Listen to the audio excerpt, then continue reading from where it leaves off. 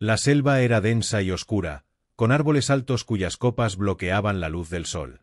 Chloe estaba en un pequeño claro, donde el aire húmedo hacía que todo pareciera sofocante.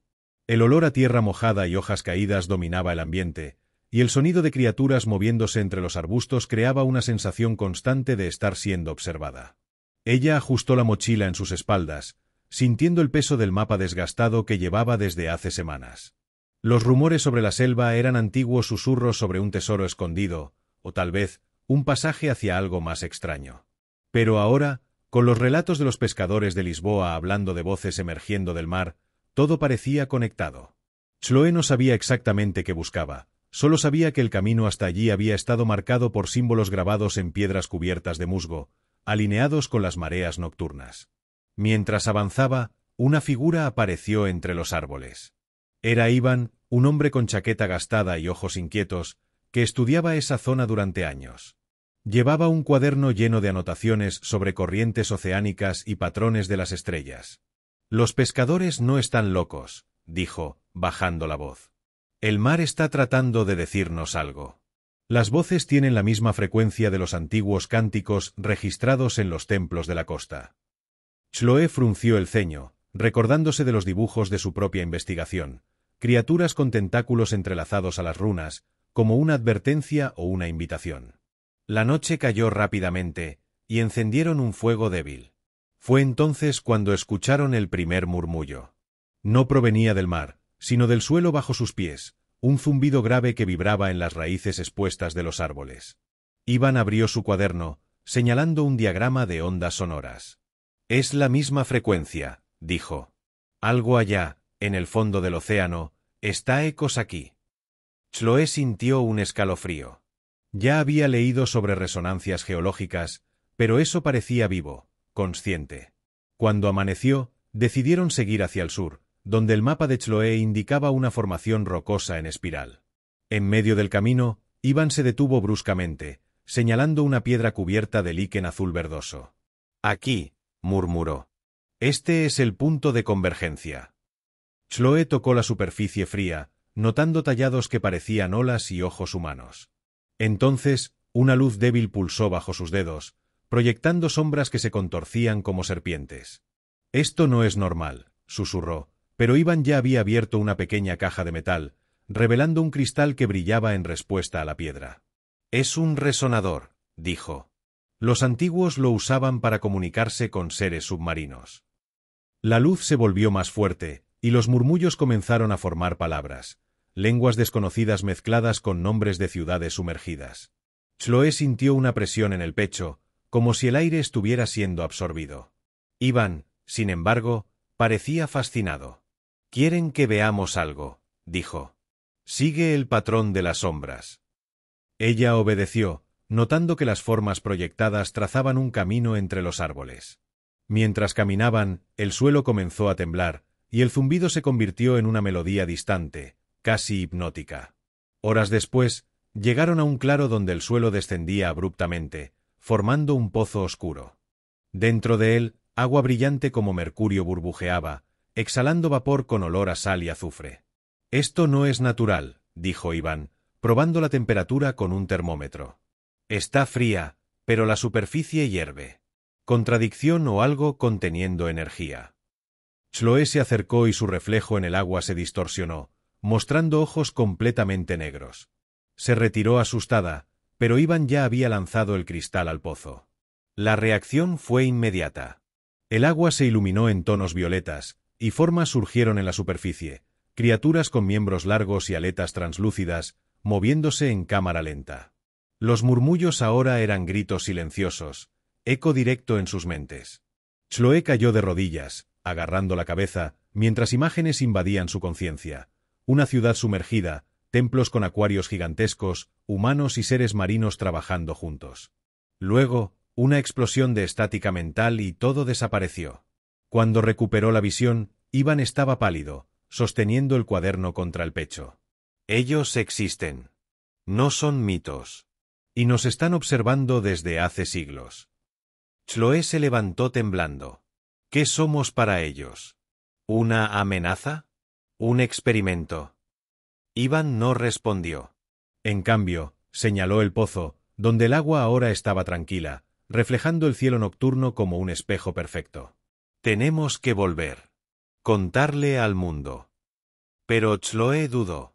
En el bolsillo, encontró una concha fosforescente idéntica a las que los pescadores de Lisboa habían descrito como regalos de las voces. No sabía si era un regalo o una advertencia. Mientras regresaban por la selva, el silencio entre ellos era pesado. Chloe pensó en los diarios de los primeros exploradores que mencionaban pactos con entidades marinas para proteger la costa. Pactos que, según rumores, exigían sacrificios. Iván, por otro lado, parecía obsesionado con la idea de descifrar el lenguaje de los murmullos. Si entendemos sus reglas, dijo, podemos negociar. Chloe no tenía tanta certeza. A cada paso, sentía que algo los observaba, no de los árboles, sino de la tierra, del mar, del propio aire. Al llegar al borde de la selva, vieron luces distantes de linternas.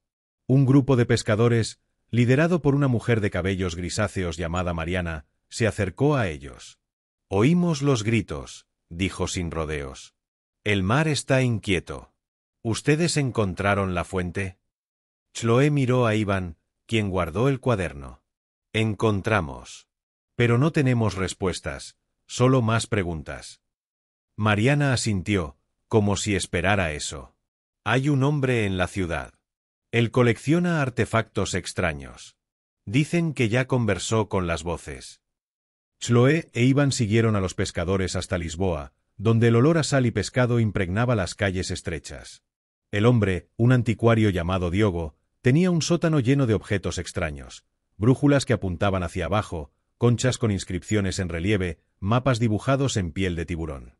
Ustedes están atrasados, dijo sin mirarlos. Ellos están llegando más cerca. Y no están solos. Diogo mostró un artefacto de metal corroído con símbolos idénticos a los de la selva. Esto fue encontrado en un barco naufragado hace 100 años. Pertenecía a un culto que creía en el despertar de las profundidades. Chloe e Iván pasaron la noche en el sótano de Diogo, rodeados por objetos que parecían llevar historias olvidadas. Cada momento, el silencio era interrumpido por murmullos distantes, como si algo estuviera susurrando en las paredes. Diogo no hablaba mucho, pero sus manos temblaban al tocar los artefactos, como si fueran recuerdos de una conversación antigua. Ellos están tratando de comunicarse, dijo finalmente. Pero el lenguaje es antiguo, y no todos están preparados para entenderlo. Al día siguiente, Mariana llevó a Chloe e Iván a un pequeño bote, donde los pescadores ya estaban listos para navegar.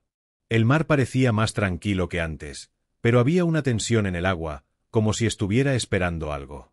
El mar tiene memoria, dijo Mariana, mientras ajustaba las velas. Chloe miró al horizonte, donde el cielo se mezclaba con el océano en una línea tenue. Sintió que estaba a punto de cruzar una frontera que nunca debería haber sido atravesada. A medida que el barco se alejaba de la costa, el viento comenzó a cambiar. No era el viento natural, sino algo más antiguo, más profundo. Las olas parecían pulsar en sincronía con el corazón de Chloe, y ella sintió que estaba siendo observada no solo por el mar, sino por algo que vivía dentro de él. Iván, a su lado, parecía más determinado que asustado. Estamos en el camino correcto, dijo, sujetando el cuaderno contra el pecho como si fuera una armadura. Cuando alcanzaron el punto donde el agua comenzaba a brillar con un tono azul oscuro, el barco se detuvo. La luz del sol se reflejaba en la superficie de forma extraña, casi como si el mar estuviera respirando. Chloe bajó a la proa, sintiendo el peso del mundo detrás de ella. La concha fosforescente en su bolsillo latía levemente, como si estuviera conectándose a algo allá abajo. Ellos están esperando, susurró, sin saber si era para sí misma o para Iván. De repente, el mar se agitó. Una corriente subterránea surgió, arrastrando el barco hacia abajo. El agua los envolvió, y por un instante, Chloe pensó que estaba muriendo. Pero entonces, todo se detuvo. Abrió los ojos y vio una ciudad sumergida, iluminada por luces verdes y azules que danzaban como sueños. Criaturas con miembros largos y ojos brillantes flotaban alrededor, sus movimientos suaves y precisos. Eran seres hechos del propio agua, y estaban allí, esperando. Iván, aunque con la respiración entrecortada, elevó el cuaderno y comenzó a escribir. Era como si estuviera traduciendo lo que veía, transformando el silencio en palabras. Chloe, por su parte, se sintió llamada. No era una orden, sino una convocatoria.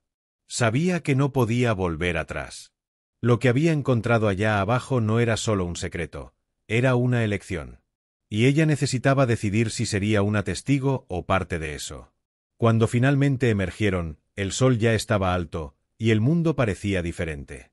La selva, el mar, la gente de Lisboa, todo parecía más pesado, más consciente. Chloe miró a Ivan, quien parecía cansado, pero también iluminado. «¿Qué haremos ahora?», preguntó. Él sonrió, pero no respondió. En lugar de eso, señaló al horizonte, donde el mar parecía sonreír. «Espera», dijo. «Ellos aún están llamando».